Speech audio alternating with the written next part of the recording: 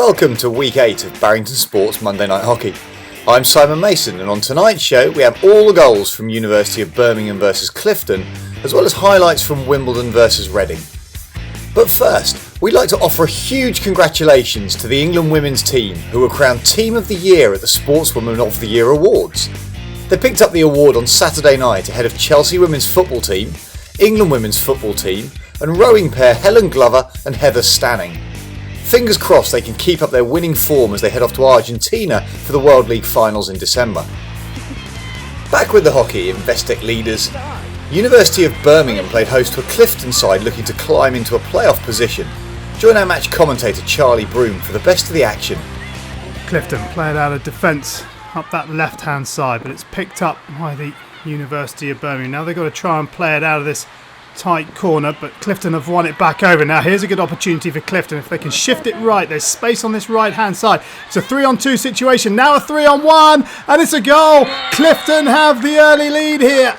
Claire Thomas applying the finishing touch, and the visitors lead by a goal to nil. As the ball comes here, it's 3-on-2, but this little shift, this little left-right manoeuvre makes it 3-on-1. Then the first time finish from Thomas makes it 1-0. So here come Clifton, who had that early lead, remember, after 8 minutes through Claire Thomas. They're looking for a second. What a shot that would be. Into the circle. Shot comes in. Keeper makes a good save. Had to make the save. But the rebound has fallen to Davis. And Eileen Davis makes it 2-0 to Clifton. As the shot comes in, the keeper's got to make the save because there's a player on the far post. But the rebound falls to Davis, and 4 minutes after the interval, Clifton double their lead.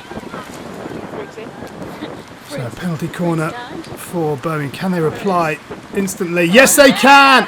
Erica Sanders, 2 minutes after Clifton made it 2-0, gets a goal back for the University of Birmingham. University of Birmingham 1, Clifton 2. Erica Sanders finishing to the keeper's left.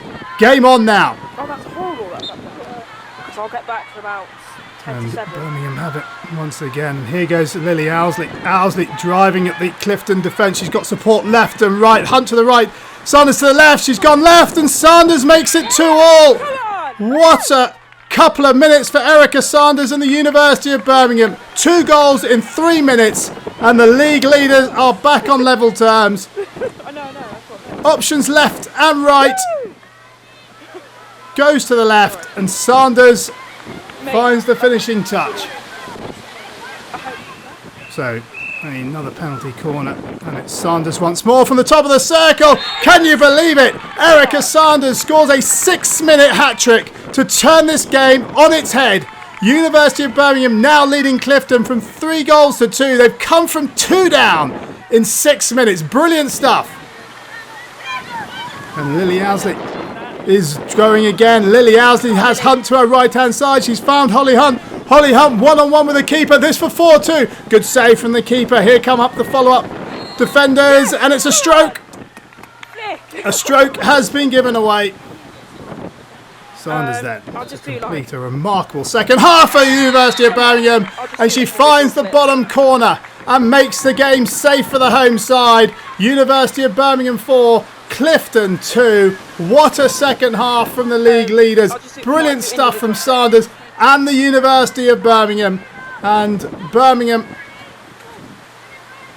continue on their way. Nothing Clifton can do now. Final score here. University of Birmingham 4, Clifton 2. Elsewhere, Reading got their first win of the season away at Bowden Hightown thanks to 3 second-half goals. Alice Brown scored the only goal for Canterbury to win at East Grinstead. Buckingham and Leicester played out an entertaining 3-3 draw as Fee Farley for Buckingham and Liz George for Leicester both netted hat-tricks, and Surbiton won 5-0 away at Holcombe. All this means that the University of Birmingham retain their 2-point lead over Surbiton, with Canterbury 3 points further back. At the bottom, Reading's win means they leapfrog over Buckingham and out of the automatic relegation spot.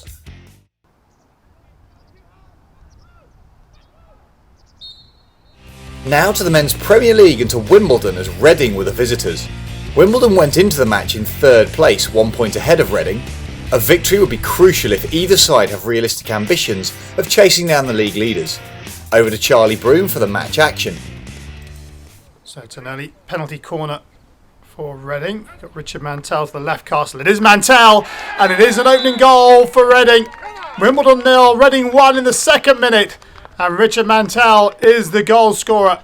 Let's have another look as it comes to the top of the circle, to the keeper's left, and it goes between keeper and postman. Clearance has been intercepted by Shingles. Shingles up into the top of the circle. Chance here. Push goalward and saved from Tom Carson. Shingles into the top of the circle. Carson, lovely little shift of the ball. Gets the flick away, but it's wide of the target, and Bailey had it covered. Penalty corner. Weir with the injection. Drops to Jewell. 1-1. Real disappointment for what's on the line, but James Jewell, 6 minutes after Mantell had given Reading the lead, brings Wimbledon level. He does really well at the top of the circle because the trap's not clean, but Andy Watts on the goal line can't keep it out. Kinder dropping it out, fired in, and Kinder looking for the return, and just missing at the far post. Kinder gave the initial ball. Look at him, right of screen, making a beeline for the back post. Can't quite divert it on target. Good period of pressure here for Wimbledon. They've won the free hit. It's been cracked into the circle. Kinder with a little touch. And now here's another chance. And it's just wide. This time Henry Weir, as the ball is cracked in for Wimbledon. Kinder with a good touch. And Henry Weir gets the ball out from underneath his feet. Snapshot. Can't beat Alexander. Richie Dawson-Smith with the injection. Jewell once more. It's in. But 16 has been given. Now, is this stopped outside the circle? Let's have another look. No. Really good spot from the official down this near end. Henry Weir again with the injection.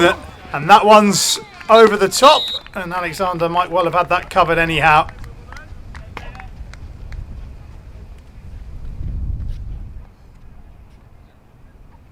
Here comes a penalty corner. It's in from John T. Clark. It's a bit of a mess at the top, so improvisation from Reading. Across it comes, and just wide in the end. Good work from Newman. He shifted it to his right-hand side, and Wimbledon, well, good defending from them. And as the ball comes in, Bailey did well. Wimbledon being patient, waiting for this opening. Ball comes in. Here's a chance now, but Alexander with a really good save. As the ball is fired in. Well, Alexander does well because Johnny Kinder all unmarked in the middle. Penalty corner. Little shift to the left for Wimbledon. It goes to left-hand castle. Jewell once more. That is a wonderful save from Tommy Alexander. Let's have another look at this. That is fantastic from the Reading keeper. Newman.